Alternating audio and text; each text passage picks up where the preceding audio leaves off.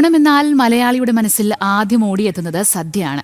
നല്ല നാടൻ വാഴയിലയിൽ തൊടുകറികളും തുമ്പപ്പൂ ചോറും പഴവും പപ്പടവും ഒക്കെ ഇരുന്നാൽ തന്നെ നാവിൽ വെള്ളമൂറും. പറമ്പുകളിലും തൊടികളിൽ നിന്നും വാഴയിലകൾ കിട്ടാതായതോടെ കടയിൽ നിന്ന് വാങ്ങുകയാണെങ്കിലും ഓണമുണ്ണാനുള്ള തയ്യാറെടുപ്പിലാണ് മലയാളി ഇന്ന്.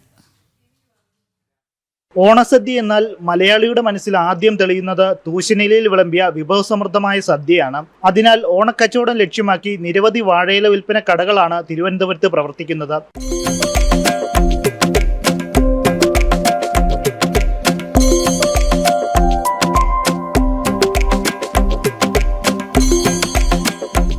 വീടുകളിലും ഹോട്ടലുകളിലും വിവിധ സംഘടനകൾ ഒരുക്കുന്ന ഓണസദ്യകളിലുമെല്ലാം വാഴയിലേക്ക് ആവശ്യക്കാർ ഏറെയാണ്.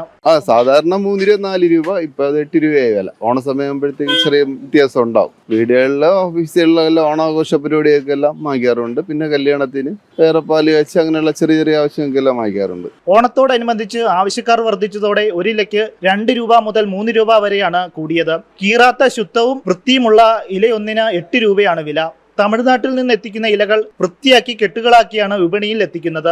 കാർഷിക വൃത്തിയിൽ നിന്ന് പണ്ടേ അകന്ന മലയാളികൾക്ക് ഇപ്പോൾ ഏക ആശ്രയം കടകളാണ്. വിപണിയിൽ പലതരം പേപ്പർ ഇലകൾ ലഭ്യമാണെങ്കിലും ഓണത്തിന് പ്രിയം വാഴയിലകൾ തന്നെയാണ്. അങ്ങനെ കാര്യങ്ങളൊക്കെ മുമ്പോട്ട് പോകുന്നു. എല്ലായിടത്തും ഭയങ്കര തിരക്കാണ്. ഡിമാൻഡ് കാരണം റേറ്റ് കുറച്ച് കൂടുതലാണ്. 1.20 പറയുന്നത്. ഓണം അടുക്കുംതോറും ആവശ്യക്കാർ ഇനിയും കൂടുമെന്ന പ്രതീക്ഷയിലാണ് കച്ചവടക്കാർ.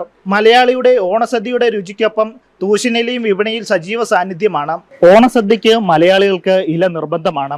ഓണത്തോടനുബന്ധിച്ച് ഒരു ഇലയ്ക്ക് 2 മുതൽ 3 രൂപ വരെ കൂടിയെങ്കിലും ഒഴിവാക്കാനാകില്ലെന്നാണ് മലയാളികൾ പറയുന്നത്.